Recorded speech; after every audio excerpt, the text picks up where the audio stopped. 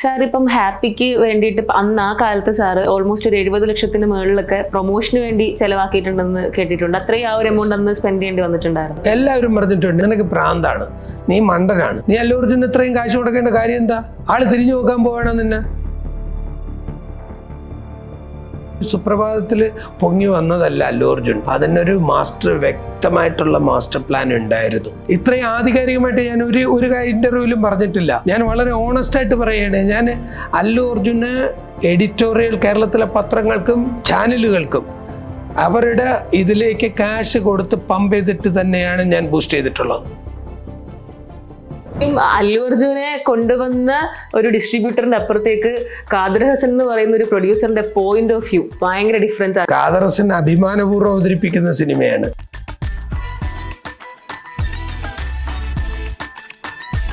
അപ്പൊ ഹാപ്പി തിയേറ്ററൊക്കെ ഇങ്ങനെ ഉത്സവം പോലെ ആഘോഷമാക്കി മാറ്റിയിരിക്കുകയാണ്. സാറിന് ഏറ്റവും കൂടുതൽ സക്സസ് റേറ്റ് കിട്ടിയ സിനിമ ഏതായിരുന്നു? ഡൗട്ടില്ല, ഹാപ്പി തന്നെയാണ്. താമസിച്ചിട്ടില്ല 20 വർഷം എന്ന് പറയുന്നത് ഒരു എന്നാലേ അത് തന്നെ ഒരു ആ ഒരു ഫീൽ. ഇത് ഞങ്ങളുടെ ലോകം, happy day college life imagine ചെയ്തത് ഇതുപോലത്തെ ലൈഫ് ആയിരിക്കും നമുക്ക് കിട്ടുന്നതെന്നാണ് ഞാൻ വരെ ഇമാജിൻ ചെയ്യുന്നത്. ആ ഒരു 3D കാർഡ്, ആ 3D കാർഡ് കാണുകയാണെങ്കിൽ മനസ്സിലാവും I am a Allu Arjun fan. Imagine ചെയ്യാൻ പോലും പറ്റില്ല അന്ന് ആർക്കും. അവസാനമായിട്ട് അല്ലു അർജുൻ സിനിമ കൊണ്ടുവന്നത് അലവൈകുണ്ഠം, അത് അത്രയും ഒരു സക്സസിലോട്ട് പോയിട്ടുണ്ടായിരുന്നു. ജനങ്ങളുടെ മുമ്പിൽ അത് സൂപ്പർ ഹിറ്റ് ആണ്. സാമ്പത്തികമായിട്ട് എനിക്കത് ദോഷം ഉണ്ടാക്കി.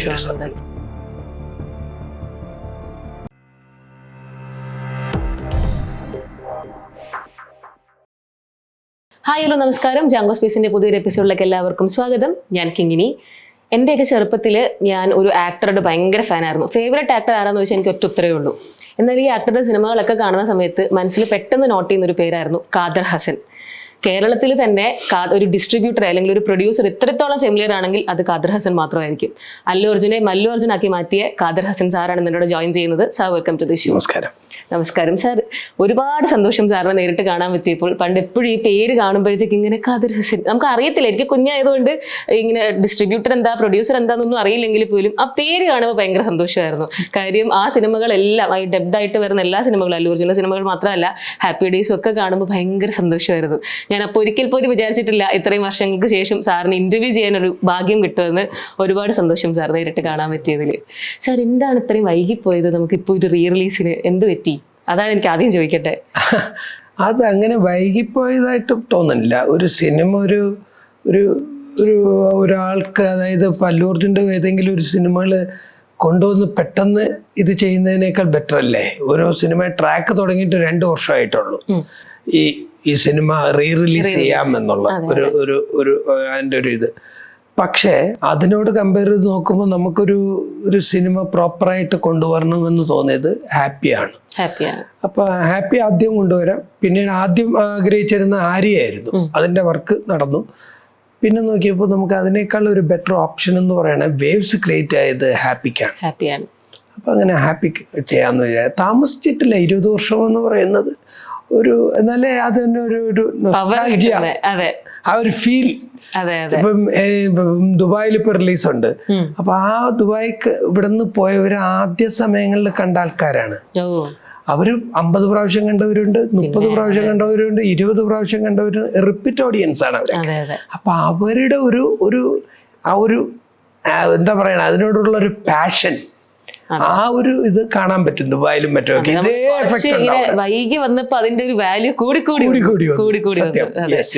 ഇപ്പൊ നമ്മള് പറയും മലയാളത്തില് ദിലീപേട്ടന്റെ സിനിമകൾക്ക് ഭയങ്കര റിപ്പീറ്റ് വാല്യൂ എന്ന് പറയും. നമ്മൾ CID മൂസ, കല്യാണരാമനൊക്കെ ഒരുപാട് വട്ടം കാണും.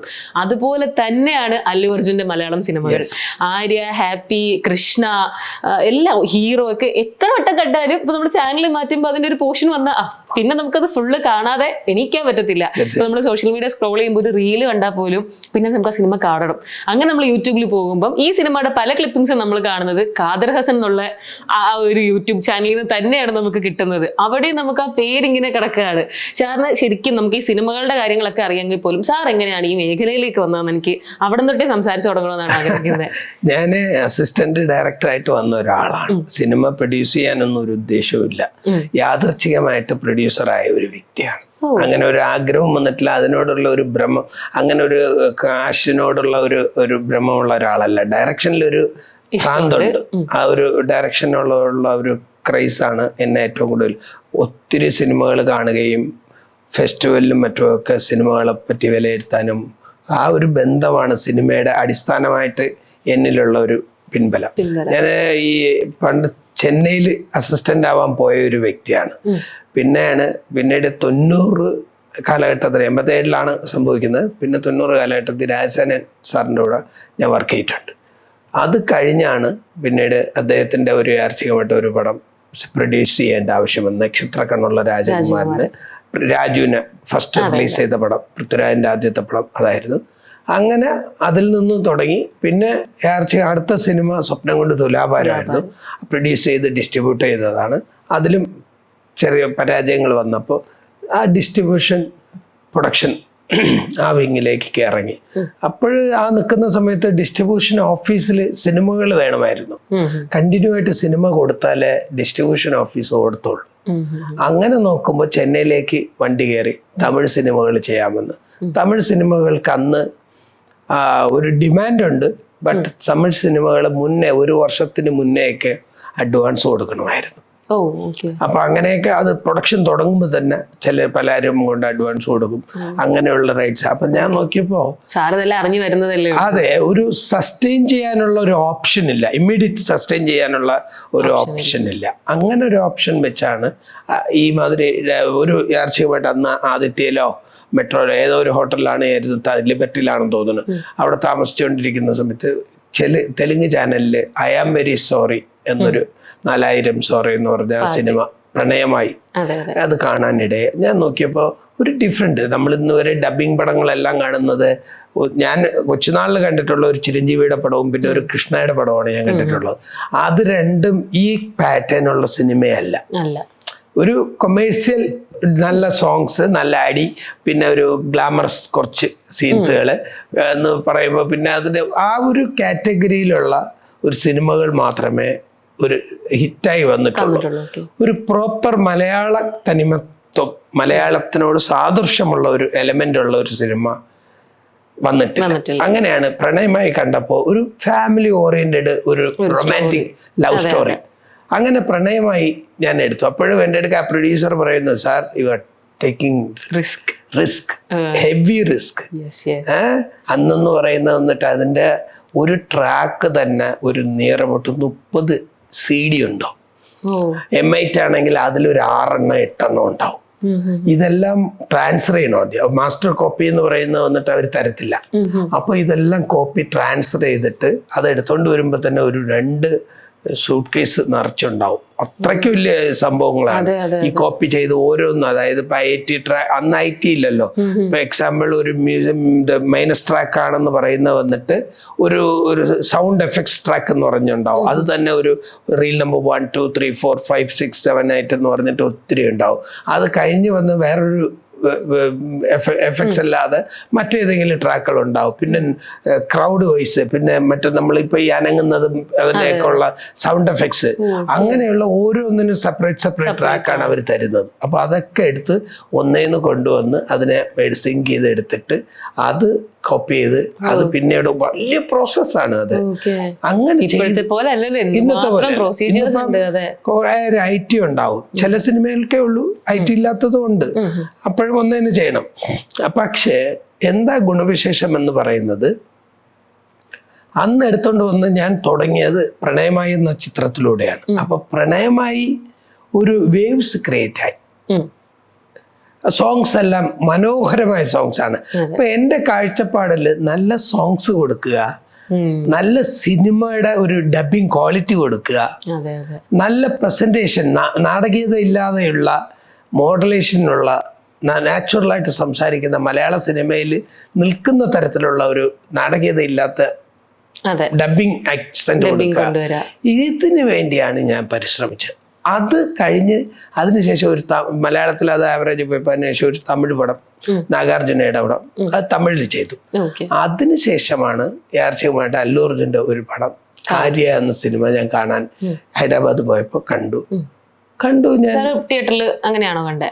അങ്ങനെയാ കണ്ടത്, തിയേറ്ററിലാണ് കണ്ടത്. തിയേറ്ററിൽ കണ്ടു. ഒരു യൂസഫ് കുടയിലെ ഒരു തിയേറ്ററിൽ ഞാൻ അങ്ങനെ ഞാൻ അതിനിപ്പോൾ കുറച്ചിങ്ങോട്ടാണ് താമസിക്കുന്നത്, ഫിലിംനഗറിലാണ് ഞാൻ താമസിക്കുന്നത്. അപ്പോൾ കണ്ടപ്പോൾ ഒരു ആര്യ എന്നുള്ള ഒരു കൊച്ചു പയ്യൻ്റെ ഒരു പടം, ഞാൻ പോകുന്നു, സിനിമയിൽ ടിക്കറ്റ് എടുക്കുന്നു, കാണുന്നു. അപ്പം ഞാൻ അവിടുത്തെ മാനേജർ ചോദിച്ചു എങ്ങനെയുണ്ട് പടം, ചുമ്മാ നമ്മൾ കുശലമൊക്കെ പറയും സിനിമാക്കാരനായിട്ട് അതിൻ്റെ ഒരു. അപ്പോൾ അയാൾ ചോദിച്ചു സാർ നന്നായിട്ടുണ്ട്, നല്ല ഇതുണ്ട്, ഇമ്പാക്റ്റ് ഉണ്ട്, അങ്ങനെയാണെന്നൊക്കെ പറഞ്ഞു. അപ്പോൾ ഞാൻ പറഞ്ഞു കുഴപ്പമില്ല, ഞാൻ കണ്ടു. കുറച്ചു നേരം പിന്നെയും ഒരു ചായയൊക്കെ കുടിച്ചോണ്ട് വന്നിട്ട് ഇതൊന്നും കൂടെ കാണാൻ, രണ്ടാമതും പക്ഷോ കാണാൻ, മാറ്റിനെയാണ് കണ്ടതെന്ന്, വീണ്ടും പക്ഷോ കാണാൻ വേണ്ടി ഫസ്റ്റ് ഷോ കാണാൻ വേണ്ടി കയറാണ്.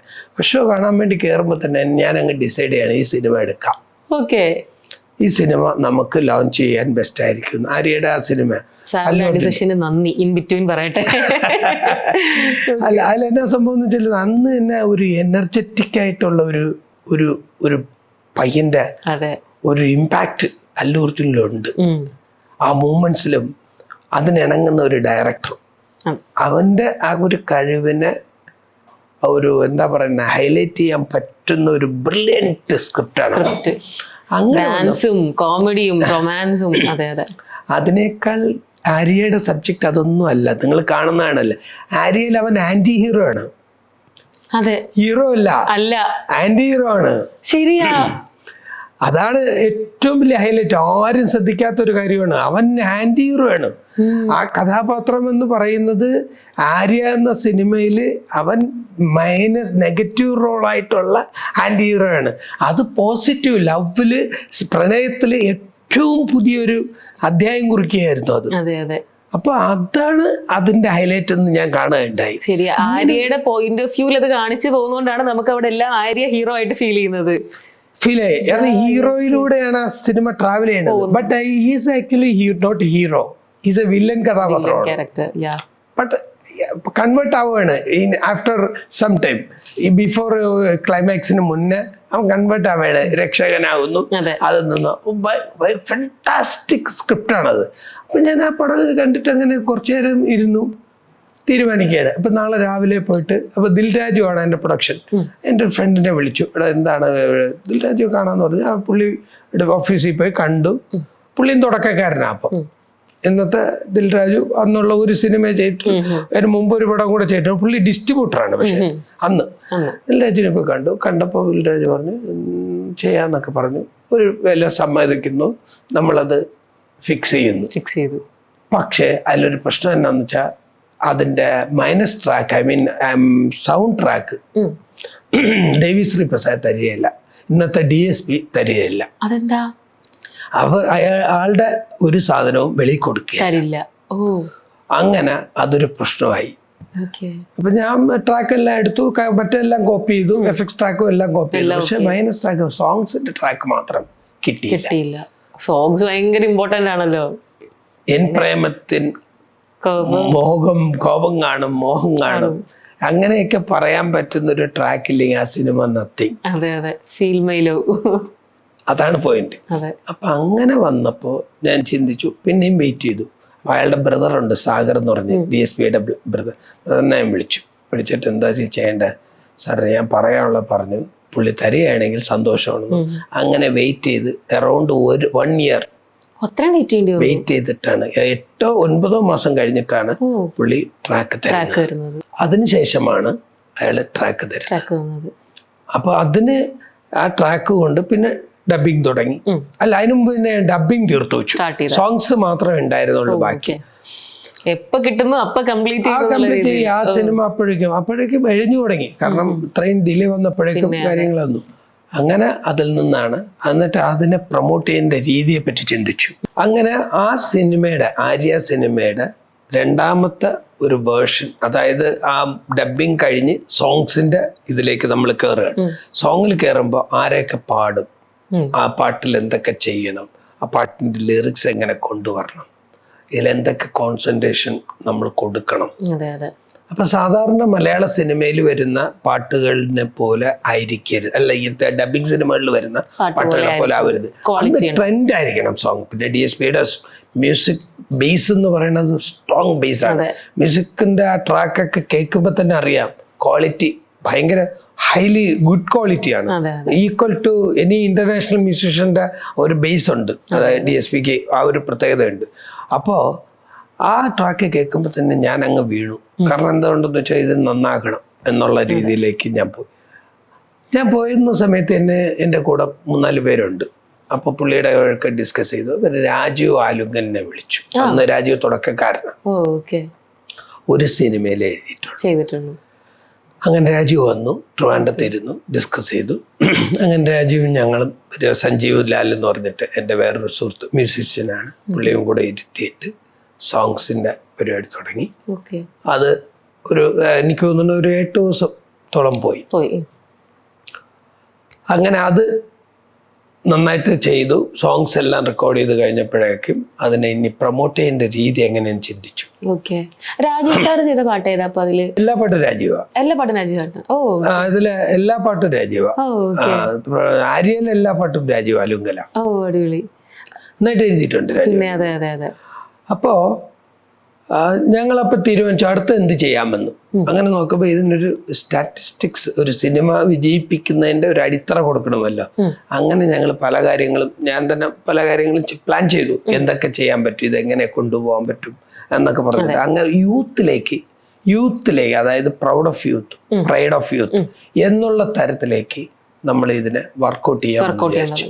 അങ്ങനെ അതിന്റെ ലോഗോ ഡിസൈൻ ചെയ്തു. ഗായത്രി അശോക് എന്ന് പറഞ്ഞ വ്യക്തിയാണ് അന്ന് അയാളാണ് ഫേമസ് ആയിട്ടുണ്ടായിരുന്നത്. അദ്ദേഹത്തിനെ കൊണ്ട് ചെയ്യിപ്പിച്ചു.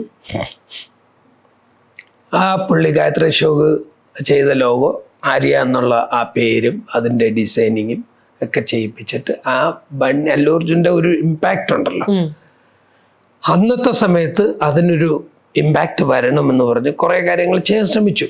അതൊക്കെ വർക്കൗട്ട് ചെയ്തു. അത് കഴിഞ്ഞിട്ടാണ് ഇതിന്റെ മാർക്കറ്റിംഗ് സെക്ഷനിൽ നമുക്ക് ഓരോരുത്തരെ കൊണ്ടുവരാമെന്ന്. അങ്ങനെ പ്രിയദർശൻ ചേട്ടനെ പോയി കണ്ടു. അദ്ദേഹത്തിനെ കൊണ്ടൊരു ആഡ് ഷൂട്ട് ചെയ്യിപ്പിച്ചു. ഞാൻ ആര്യ കണ്ടു, മനോഹരമായ സിനിമ, ആ പയ്യന്റെ എനർജി എന്നെ സ്വാധീനിച്ചു എന്നൊക്കെ പറഞ്ഞുകൊണ്ട് പ്രിയൻ ചേട്ടനും കൂടി ഒരു ബെയ്റ്റ് തന്നു. ഒരു ബെയ്റ്റ് അല്ല, ഒരു ഇന്റർവ്യൂ പോലെയുള്ള ഒരു ബെയ്റ്റ് തന്നു. അത് വാല്യുബിളായി. അപ്പൊ അതിനെ വെച്ച് ഇതേ അടുത്ത എന്ത് ചെയ്യാൻ പറ്റുമെന്ന് നോക്കി. അങ്ങനെയാണ് അതിൻ്റെ സോങ്സ്, അതായത് അതിന് ട്രailer കട്ട് ചെയ്തു. ഞങ്ങൾ അതിന് മുമ്പ് ഒരു കാര്യം കൂടി ചെയ്തു. അതിനു വേണ്ടി ഒരു സോങ് ക്രിയേറ്റ് ചെയ്തു. ആര്യ എന്ന് പറഞ്ഞിട്ട് ആര്യ എന്ന് പറഞ്ഞിട്ട് ഒരു സോങ് ക്രിയേറ്റ് ചെയ്തു. ആ സോങ് ഒരു കുട്ടികളിലേക്ക് ഇറക്കി വിടാൻ ശ്രമിച്ചു നമ്മൾ. ആ ഒരു ബേസ് വെച്ച് വിഷ്വൽ, അതായത് ട്രailer സോങ് എന്ന് പറയുന്ന തരത്തിലേക്ക് ഒരു സോങ് ജനറേറ്റ് ചെയ്തു. അത് ഭയങ്കരമായിട്ട് ക്വാളിറ്റി. അതിനെയാണ് ഞാൻ കാശ് കൊടുത്തിട്ട് ACV, അന്ന് ഏഷ്യാനെറ്റ് തുടക്കക്കാരാണ് കേരള മൊത്തം, ഓർമ്മയുണ്ടോന്ന് അറിയില്ല. അന്ന് അവരിലൂടെ ഇത് കേരളത്തിന്റെ പ്രധാന സിറ്റികളിലെല്ലായിടത്തും എത്തിച്ചു. സാറ് ഭയങ്കര ചിന്തിച്ച് മാർക്കറ്റിംഗ് ചെയ്ത് അങ്ങനെ കൊണ്ടുവന്നതാണ്. ഒരു അവസരം ഒരു സുപ്രഭാതത്തില് പൊങ്ങി വന്നതല്ല അല്ലു അർജുൻ. അതിനൊരു വ്യക്തമായിട്ടുള്ള മാസ്റ്റർ പ്ലാൻ ഉണ്ടായിരുന്നു. ഇത് യാദർച്ഛികമായിട്ട് സംഭവിച്ചതോ അല്ലെങ്കിൽ ഒരു ബാഹുബലിയോ അല്ലെങ്കിൽ അതുപോലെ ഒരു സിനിമ വന്ന് ബൂമായിട്ട് വന്നതൊന്നും അല്ല. റിയൽ ആയിട്ട് ഒരുപാട് എഫേർട്സ് എടുത്തിട്ടുണ്ട്. അങ്ങനെ ഈ അല്ലു അർജുന്റെ സോങ്ങുകളും ഈ സോങ് ആര്യ എന്ന് പറഞ്ഞിട്ട് അതിനൊരു ബേസ് ഉണ്ടായി. അങ്ങനെ ആ സോങ് ഹിറ്റാക്കാൻ വേണ്ടി ഇവർക്കെല്ലാവർക്കും കാശ് കൊടുത്തു. കാശ് കൊടുത്തിട്ട് തന്നെയാണ് ചെയ്തത്. ഏത് സോങ് അപ്പം മാന്ന് ക്ലിക്ക് ചെയ്താലും തിരിച്ച് ഈ സോങ്ങിലേക്ക് തന്നെ എത്തും ചാനൽ. അത് ജാസി കൊണ്ട് പാടിപ്പിച്ച ആ സോങ് എനിക്ക് തോന്നുന്നു, അത് നിങ്ങൾക്ക് ഓർമ്മയുണ്ടോന്ന് അറിയില്ല. ആ പാട്ട് മറ്റേത് ആ സോങ്, ഒരു ഗോഡൌൺ പോലത്തെ അവിടെ ആ സോങ് എല്ലാം നല്ല രീതിയിൽ പമ്പ് ചെയ്തു. അപ്പൊ രജിസ്റ്റർ ചെയ്യിപ്പിച്ചു. യൂത്തിന്റെ ഇടയിൽ ഈ സിനിമയ്ക്ക് വാല്യൂ ഉണ്ടെന്ന് പറഞ്ഞ് ഈ സോങ്സിനെ പമ്പ് ചെയ്ത് മെന്റലി അത് കാണാൻ ആൾക്കാരെ പ്രേരിപ്പിച്ചു. അങ്ങനെയാണ് ആയിരുന്നു. ഫോഴ്സ് ആണ്, റിയൽ ആയിട്ട് പറയുക. ഞാൻ പമ്പ് ചെയ്തു, ജനങ്ങളുടെ ഇടയിലേക്ക് ഇടിച്ചു കയറ്റുമായിരുന്നു ഞാൻ. അപ്പൊ അങ്ങനെ ആ സോങ് കയറിയതിന് ശേഷമാണ് അല്ലു അർജുൻ എന്ന് പറഞ്ഞ ഒരു പൈതേതാ പയ്യൻ മലയാളത്തിലെ പയ്യനാണല്ലോ, പുതിയ പയ്യനാണല്ലോ. കാരണം വേറെ ഒരു രജിസ്ട്രേഷനും ഇല്ല, കണ്ടിട്ടില്ല, ആരാണ് എന്താണെന്ന് അറിയില്ല. സോങ് കയറി അങ്ങ് ഹിറ്റായി. പിന്നീട് അടുത്ത സ്റ്റെപ്പ് എന്തെന്ന് വിചാരിച്ചു. അങ്ങനെ ഓരോ ഫോർമുല വെച്ചിട്ടാണ് ആ സിനിമ നമ്മൾ ചെയ്തത്. ഓക്കെ. ഓ സാർ, ഓരോ സ്റ്റെപ്പ് ബൈ സ്റ്റെപ്പ് നോക്കിയാണ് അവിടം വരെ എത്തിയത്. തീർച്ചയായിട്ടും അത് യാദൃച്ഛികമായിട്ടൊന്നും സംഭവിച്ചതല്ല. അല്ലു അർജുൻ എന്നുള്ള ഒരു ഹീറോ ഫോം ആവാൻ കാരണം ഈ തരത്തിലുള്ള അടിത്തറയുള്ള ഓരോ സ്റ്റെപ്പും നമ്മൾ കേറിയാണ് കൊണ്ടുവന്നത്. അപ്പം സാറ് സംസാരിക്കുമ്പോ തന്നെ ഓർമ്മയുണ്ടോന്ന് അറിയില്ല എന്ന് പറഞ്ഞിങ്ങനെ പറയുന്ന കാര്യങ്ങളെല്ലാം ഞാൻ ഇന്റർവ്യൂ എടുത്തോണ്ടിരിക്കുമ്പോൾ എന്റെ മനസ്സിൽ കൂടെ പൊക്കോണ്ടിരിക്കുക. തകതിമിതവും പാട്ട്, ഓ മൈ ബ്രദറെ, ഫീൽ മൈ ലവ്, മറ്റേ ഓരോ പാട്ടുകളും എന്റെ മനസ്സിൽ ഇങ്ങനെ പോകുന്നുണ്ട്. ഇതൊക്കെ ഇന്റർവ്യൂ എടുക്കുമ്പോഴും ഞാൻ ആ ഒരു റിയലൈസേഷൻ മൊമെന്റിൽ എത്തുന്നത്, അയ്യോ ഞാൻ ഇതൊക്കെ കണ്ട ആളെയാണല്ലോ ഞാൻ ഇന്റർവ്യൂ എടുക്കുന്നത് എന്നുള്ളത്. ഇപ്പോഴും എല്ലാവരുടെയും മനസ്സിൽ ഈ പാട്ടുകളൊക്കെ അങ്ങനെ തന്നെ നിൽക്കുന്നുണ്ട്. പാട്ടുകളുടെ പവർ എന്ന് പറയുന്നത് ചില്ലറയല്ല, ഭയങ്കര. ഞാൻ അതിൽ തന്നെ ചോദിക്കട്ടെ, ഇപ്പൊ പാട്ടുകളെ പറ്റി നമ്മൾ സംസാരിച്ചപ്പം അല്ലു അർജുന്റെ ഒരുപാട് പാട്ടുകൾ, ഭയങ്കര ഹിറ്റായിട്ടുള്ള പാട്ടുകൾ വിധുചേട്ടനാണ് പാടിയിരിക്കുന്നത്, വിധു പ്രതാപാണ് പാടിയിരിക്കുന്നത്. നമുക്ക് ഭയങ്കര സൗണ്ട് തോന്നുകയും ചെയ്യും, ലൈക്ക് സിമിലർ ആയിട്ട് ഫീൽ ചെയ്യും, ലൈക്ക് ഭയങ്കര മാച്ചിങ് ആയിട്ട് ഫീൽ ചെയ്യും. അതെങ്ങനെയായിരുന്നു സാറ് കണ്ടുപിടിച്ചത്? നമുക്ക് വിധു അന്ന് one of the leading singer ആയിരുന്നു, തുടക്കക്കാരനായിരുന്നു അവൻ. വിധു വരുമ്പോ വിധുവിന് ഒരു ബേസ് ആയിട്ടുള്ള മെലഡി സോങ്ങുകളാണ് വിധുവിന് സിംഗ് ആവുന്നത്, മാച്ച് ആവുന്നത്. അപ്പം ഈ തകതിമിതവും ജാസിയെ കൊണ്ടാണ് പാടിപ്പിച്ചത്. കാരണം അതിൽ പാടിയിരിക്കുന്നത് ഈ ജാസിയുടെ വോയിസിന് സാർഷ്യമുള്ള മറ്റൊരാളാണ്, ബേസ് ഉള്ള വോയിസാണ്. അപ്പൊ ഡിഫറെന്റ് ആയിട്ടുള്ള ഒരു കോൺസെപ്റ്റിലുള്ള വോയിസ് വേണമെന്നുള്ളത് തീരുമാനിച്ചു. അങ്ങനെ ജാസിയെ വിളിച്ചു. ജാസി വന്ന്, അന്ന് ജാസി ജസ്റ്റ് നമ്മുടെ ഫോർ ദ പീപ്പിൾ ലജ്ജാവതിയെ കഴിഞ്ഞ് നിൽക്കുന്ന സമയമാണ്. അപ്പൊ വന്ന് പാടി, നന്നായിട്ട് അത് ഏറ്റു.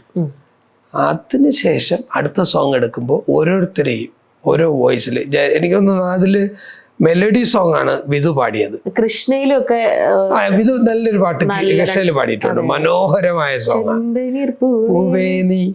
അതൊക്കെ നല്ല, അത് ഭയങ്കര അപ്രിഷിയേഷൻ പിടിച്ച ഒരു, മേടിച്ച ഒരു സാധനമായിരുന്നു. അല്ലു അർജുൻ ഒരുമാതിരിപ്പെട്ട മലയാള സിനിമയിലെ പാട്ടുകളെല്ലാം ഭയങ്കര രസമാണ് കേൾക്കാൻ. അതിന്റെ വരികളായിക്കോട്ടെ, അതിപ്പോ അല്ലു അർജുൻ എന്നുള്ളത് മാറ്റി നിർത്തി. ഇപ്പം എനിക്കത് എടുത്തു പറയുന്നത് അല്ലു അർജുൻ എന്നുള്ള കോൺസെപ്റ്റിന് അപ്പുറത്തേക്ക് സാറിന്റെ പേരാണ്. ഇപ്പൊ ഹാപ്പി ഡേയ്സിലെ, മനസ്സിന് മറയിലെ ഒക്കെ ശരിക്കും എന്താ പറയാ, നമ്മുടെ മലയാളി ഇപ്പോഴത്തെ കുട്ടികളുടെ ആണെങ്കിൽ പോലും ഓട്ടോഗ്രാഫിൽ വരെയുള്ള ഒരു വരിയാണ്. നമ്മളിപ്പം ഓട്ടോഗ്രാഫ് ബുക്സ് ഒക്കെ പഴയ, ഇപ്പൊ എന്റെ അമ്മയുടെ കാലഘട്ടത്തിലും എന്റെ കാലഘട്ടത്തിലും എടുത്താൽ പോലും കാണാം, മനസ്സിന് മറയില്ല, സ്നേഹത്തിന് അതിരില്ല, ഇനി നമ്മൾ പിരിയില്ല, വി ആർ ഫ്രണ്ട്സ്. അതുപോലെ തന്നെ ഇപ്പം ഈ ജനറേഷൻ ഇല്ലെങ്കിൽ ഇപ്പൊ പോലും ഫ്രണ്ട്സുകൾ ഒരുമിച്ച് പോകുന്ന ഒരു ട്രാവൽ വീഡിയോ ആയിക്കോട്ടെ, ഇല്ലെങ്കിൽ എന്തെങ്കിലും ഒരു റീലിന്റെ ബാക്ക്ഗ്രൗണ്ടിൽ കാണും, ഒരു കാണാനൂരിൽ ദൈവം കോർത്തു. അതൊക്കെ നമുക്ക് ഇപ്പോഴും, അത് ശരിക്കും ഈ വരികളൊക്കെ ഉണ്ടായത് എങ്ങനെയാണ് ഞാൻ കേട്ടിട്ടുണ്ട്, സത്യമാണെന്ന് എനിക്കറിയില്ല. ആര്യയിലെ തന്നെ ഏതോ ഒരു പാട്ടിന്, എനിക്ക് തോന്നുന്നു മറ്റേ നിൻ പ്രേമത്തിൽ കോപം കാണാമാണെന്ന് തോന്നി, ഇങ്ങനെ വരി എന്തോ കിട്ടാതിരുന്നപ്പം സാറ് വന്നിട്ട്, കിട്ടിയില്ലേ നിൻ പ്രേമത്തിൽ കോപം കാണും, അങ്ങനെ സാറ് പറഞ്ഞു കൊടുത്തിട്ടുണ്ടെന്ന് കേട്ടിട്ടുണ്ട്. ഇത് ഒരു ഗ്രൂപ്പായിട്ടുള്ള ഡിസ്കഷനാണ്. പിന്നെ ഒരു ലിറിക്സ്, ഇപ്പം ഞാൻ ഒരു പല്ലവിയുടെ ഒരു ബിഗിനിങ്, ആദ്യം മെച്ചപ്പെടണം ഫസ്റ്റ് ഇംപ്രഷനിൽ. ഇപ്പം നിങ്ങളിപ്പം ഹാപ്പിയിലെ ഒരു വരി, വാക്ക്, ചിരിച്ചു കൊഞ്ചുന്ന വണ്ടേ, ചിലങ്ക കെട്ടിയ പൊന്നെ. അപ്പൊ ഈ രണ്ട് വാക്കുകളും ആ ലിപ്പില് സിങ്കാകുന്ന തരത്തിൽ എടുക്കണമെങ്കിൽ അത് ഇറ്റ് ഈസ് നോട്ട് ഈസി. നോട്ടി വരിയായിരിക്കണം, വാക്കിന് പുതുമ ഉണ്ടാവണം. വാക്കിന് പുതുമ ഉണ്ടായാലേ പാട്ട് സ്ട്രൈക്ക് ആവത്തുള്ളൂ. അപ്പൊ അത് ഇപ്പം ഏത് പാട്ടെടുത്ത് നോക്കും, എനിക്ക് ആദ്യം ഇപ്പൊ എൻ്റെ മുമ്പിൽ ലിറിക്സ് എഴുതാൻ വരുന്ന ഒരു വ്യക്തി, അന്ന് രാജീവ് ആണെങ്കിലും ഷിജു തുറവൂരാണെങ്കിലും മറ്റേതെങ്കിലും വ്യക്തികളാണെങ്കിൽ, ആദ്യം നോക്കുന്നത് ആ വാക്കിൽ ചേർച്ച ഉണ്ടാവുന്ന ആദ്യത്തെ വാക്ക് എന്താണ്,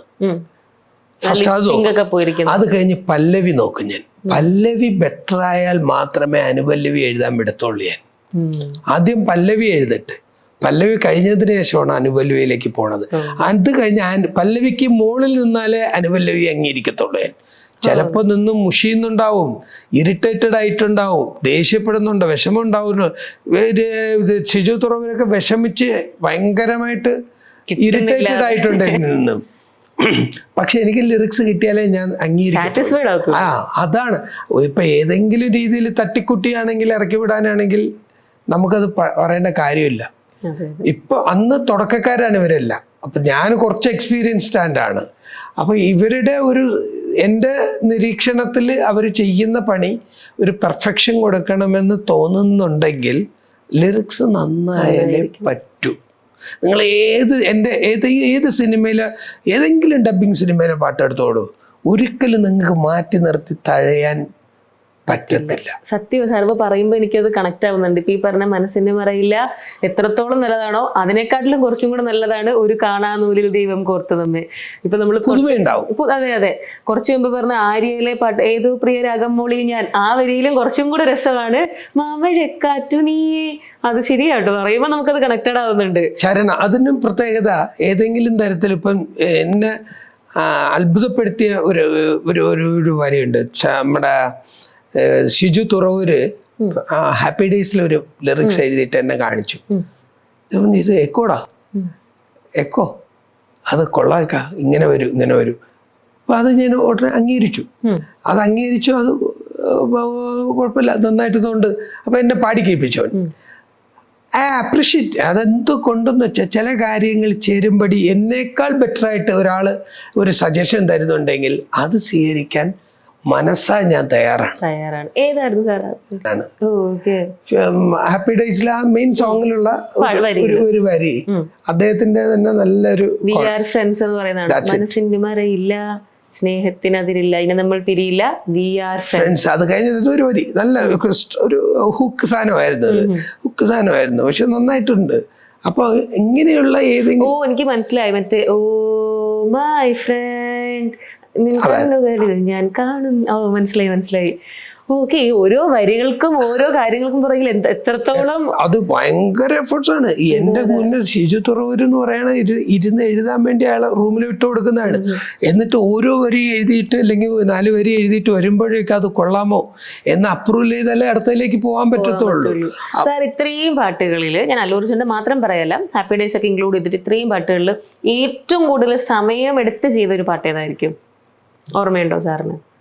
എനിക്ക് തോന്നുന്നത് ചലഞ്ച് എന്ന് പറഞ്ഞൊരു പടം ചെയ്ത് സൈ, അതില് ഒരു ലിറിക്സ് എനിക്ക് തോന്നുന്നു വന്നിട്ട് ഞങ്ങൾ വളരെയധികം ബുദ്ധിമുട്ട്, ഭയങ്കര ലിപ്പാണ്, വാക്കോർമ്മയില്ല. ഒരു കുരങ്ങിനെ മങ്കിയെ പറ്റി ഒരു വർക്കാൻ തുടക്കത്തിൽ ഈ ചിരിച്ചു കൊഞ്ചണ വണ്ട് പോലെ വേറൊരു സാധനമാണ്. അത് ഇച്ചിരി ബുദ്ധിമുട്ടുണ്ടാക്കി. അതിന്റെ ആ ചേർച്ചയുള്ള ആ പടം one of the best film, Rajamouli direct ചെയ്ത പടമാണ്. അപ്പൊ അതൊരു ഡിഫറെന്റ് ആയിട്ടുള്ളൊരു മൂവിയാണ്. അപ്പോൾ ആ മൂവിയിൽ ചില വാക്കുകൾ, മ്യൂസിക് ഡയറക്ടർ നമ്മുടെ ഗ്രേറ്റ് രാജമൗലി സാറിന്റെ തന്നെ കൂടെയുള്ള ബ്രദർ അദ്ദേഹമാണ്. അപ്പോൾ ആ ഒരു സോങ്ങിൽ എനിക്ക് തോന്നുന്നു ഏറ്റവും കൂടുതൽ ബുദ്ധിമുട്ട് ഒരു ലിറിക്സ് അതാണ്. പിന്നെ ഒരെണ്ണം വന്നിട്ട് ഗജപ്പോക്കരിയിലാണെന്ന് തോന്നുന്നു. ഗജപ്പോക്കരിയിൽ ഒരു ലിറിക്സ് അത് ഇച്ചിരി പാടുണ്ടാക്കി. പിന്നെ ഹാപ്പിയിലും ഇതുപോലെ തന്നെ എല്ലാം ഒരു 3-4 ദിവസം ചില സമയങ്ങളിൽ ഇത് ലിപ്പ് സിങ്ക് ആവണം, അർത്ഥമുണ്ടാവണം, പുതുമയുണ്ടാവണം, പ്രാസമുണ്ടാവണം. പോലെ നമുക്ക് മനസ്സിൽ എപ്പോഴും കിടക്കണം, അങ്ങനെ ഉണ്ടാവണം. ഇത് പ്രാസം കിട്ടിയില്ലെങ്കിലും അംഗീകരിക്കില്ല. ഇവർക്കൊന്നും അത് അറിയില്ല. പ്രാസം എന്ന് പറയും ഇവരുടെ തുടക്കക്കാരായതിൻ്റെ പേരിൽ പ്രാസത്തിന്റെ ഒരു ചേർച്ചയുണ്ട്, വാക്കുകളുടെ ചേർച്ച പോലെയുള്ള ചേർച്ചയുണ്ട്. ഇത് നിങ്ങളുടെ പാട്ടുകളിൽ ശ്രദ്ധിച്ചോന്ന് അറിയില്ല. നിങ്ങളിപ്പോൾ 1-2 സിനിമ അല്ല എടുക്കേണ്ടത്. ഏതെങ്കിലും ഒരു വരി എഴുതിയിട്ട് അതിൻ്റെ ചേരുംപടി ചേരുന്നുള്ള അടുത്ത വാക്ക്, ആ വാക്കിന് സാദൃശ്യമുള്ള ലിറിക്സ് വന്നാലേ ഞാൻ അംഗീകരിക്കത്തുള്ളൂ. സാറ്റിസ്ഫൈ ചെയ്ത് കിട്ടണമെങ്കിൽ ഭയങ്കര പാടായിരുന്നല്ലേ ഇവർക്ക്? സാറിന് എങ്ങനെയാണെങ്കിൽ ഇത്രയും പാട്ടുകളിൽ ഏറ്റവും ഇഷ്ടപ്പെട്ടത് ഏതാ? ഇത് ഞങ്ങളുടെ ലോകത്തില്ലയോ ഒരു പാട്ടുണ്ട്, ഷിജു തുറവൂർ എഴുതിയത്. അതൊരു one of the best song. അതിന്റെ ലിറിക്സിലും ഭയങ്കര നിനക്കായി സ്നേഹത്തിൻ മൗനജാലകം തുറന്നു ഞാൻ. അത് one of the best lyrics ആണ്. പിന്നെ ഒരു ഇത് പറയാൻ പറ്റുന്നത് കൃഷ്ണയില് ഒരു സാഡ് സോങ് ഉണ്ട്, മനസ്സിൻ കൂടൊഴിഞ്ഞു പോകും സന്ധ്യേ, ഒരു റെയിൽവേ സ്റ്റേഷനിൽ പോകുമ്പോൾ നീ മറന്നതെന്തേ, ആ ഒരു ചോദ്യം അതിൽ കിടക്കുന്നുണ്ട്. ഇത് 2 സോങ്സും ഫേവറേറ്റ് ആണ്, വൺ ഓഫ് ദ ബെസ്റ്റ് ആണ്. സിനിമയിൽ ഒരു ടോട്ടലായിട്ടുള്ള ഒരു പെർഫെക്ഷൻ ഡബിങ് സിനിമകൾ അഷ്യൂർ ചെയ്യാം. സോങ്സിലാണെങ്കിലും ഡബിങ്ങിലാണെങ്കിലും ഒരുവിധമൊക്കെ ഞാൻ എൻ്റെ പേര് വെക്കാൻ ശ്രമിക്കുന്നുണ്ടെങ്കിൽ ഞാൻ എപ്പോഴും ശ്രദ്ധിക്കുക, നിങ്ങൾ ശ്രദ്ധിച്ചിട്ടുണ്ടോ എന്നൊക്കെ, കാദറസൻ പ്രൗഡ്ലി പ്രസൻസ് ആണ്. കാദറസൻ അഭിമാനപൂർവ്വം അവതരിപ്പിക്കുന്ന സിനിമയാണ്. അപ്പൊ അത് അണ്ടർലൈൻ ആണ്. അതിന്റെ എല്ലാ ഓരോ മൈന്യൂട്ട് ഡീറ്റെയിലിംഗും സാറിന് അത്രയും എൻഷുർ ചെയ്തിട്ടാണ് ആ വാക്ക് ഞാൻ വെക്കുന്നത്. സാർ ഇപ്പം അല്ലു അർജുനെ നമ്മൾ മല്ലു അർജുൻ എന്ന് തന്നെയാണ് നമ്മൾ എല്ലാവരും പറയുന്നത്.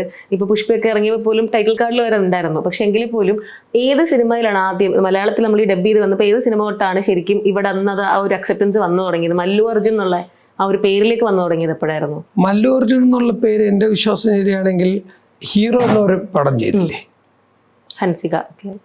ഹാൻസിക, അത് കഴിഞ്ഞ് അപ്പോൾ ഒരു 3D കാർഡൊക്കെ നമ്മൾ അതിന് മുമ്പ് ഇറക്കി. ഈ അല്ലു അർജുൻ്റെ ഫാൻസിൻ്റെ ക്രിയേറ്റ് ചെയ്യാൻ വേണ്ടിയുള്ള ഒരു വേവ്സ് ക്രിയേറ്റ് ചെയ്യാൻ വേണ്ടി ഒരു 3D ആ കാർഡിന് ഒരു മത്സരം വന്നു ഫാൻസുകാർക്ക്.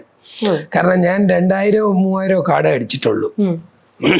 നമ്മൾ അന്ന് പരസ്യം കൊടുക്കുന്നത് ഞാനേലും വെള്ളി നക്ഷത്രത്തിലാണ്.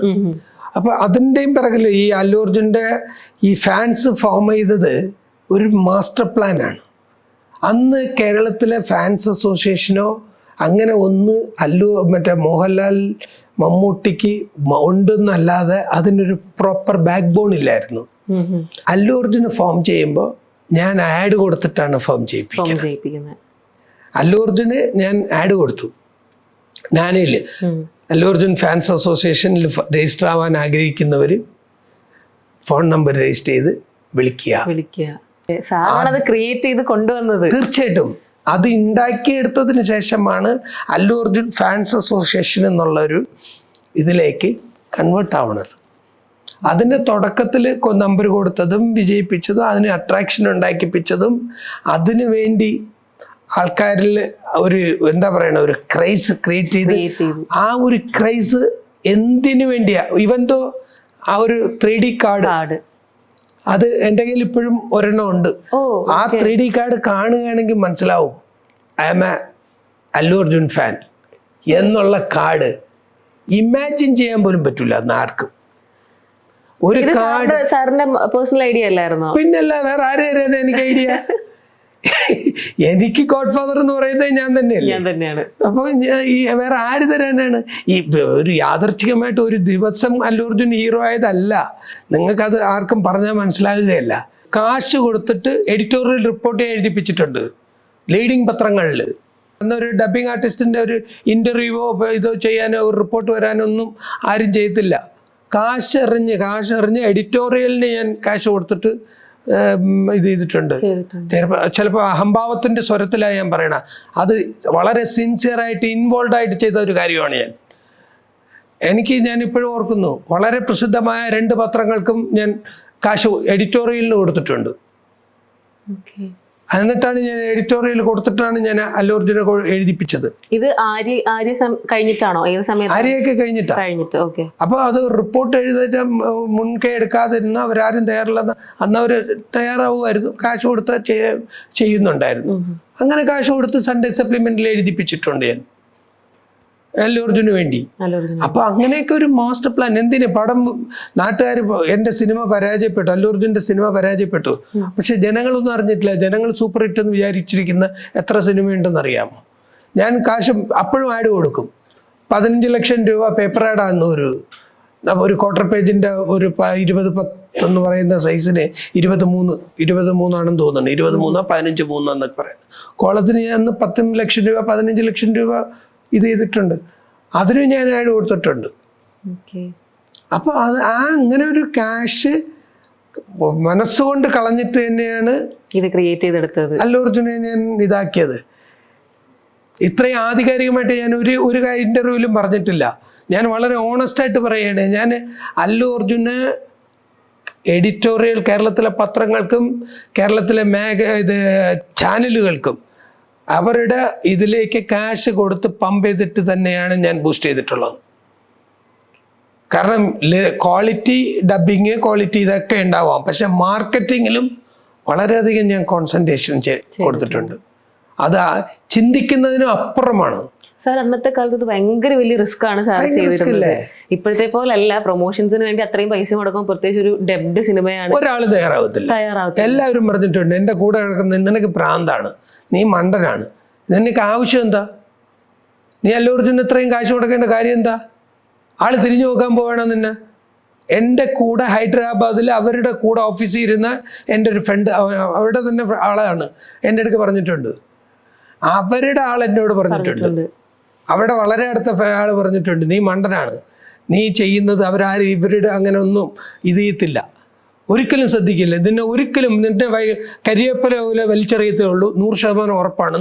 അവൻ എൻ്റെ മുഖത്ത് നിന്ന് അവിടെ ഓഫീസിൻ്റെ മുന്നേ എന്ന് പറഞ്ഞിട്ടുണ്ട്. ഐ എം ഡെഡ് ഷുവർ എന്ന് പറഞ്ഞിട്ട്. ഇത് കരിയേപ്പല ആണോ ഇല്ലെന്നൊന്നും ഞാൻ പറയില്ല, ബട്ട് 101% ഇത് സംഭവിച്ച കാര്യമാണ്. അവർ തന്നെ പറഞ്ഞിട്ടുണ്ട്, നിന്നെ വലിച്ചെറിയും, നീ ഇൻവോൾവ് ആയിട്ട് നിൽക്കരുതെന്ന്, ഒരിക്കലും ചെയ്യരുതെന്ന്.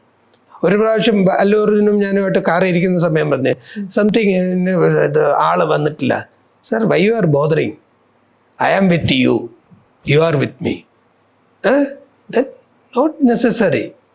ഈ വാക്ക് ഞാൻ അല്ലുവിനോട് പറഞ്ഞിട്ടുണ്ട്, I am with you, why you are bothering, or നമ്മൾ രണ്ടുപേരും ഇല്ലേ, പിന്നെ എന്തിനാ. അപ്പൊ അത്രയ്ക്ക് ഇൻവോൾവ് ആണ്, സിൻസിയർ ആണ് ഞാൻ. അതെനിക്ക് ഞാൻ വേറൊരാളെ ഇൻട്രൊഡ്യൂസ് ചെയ്തിട്ടില്ലല്ലോ.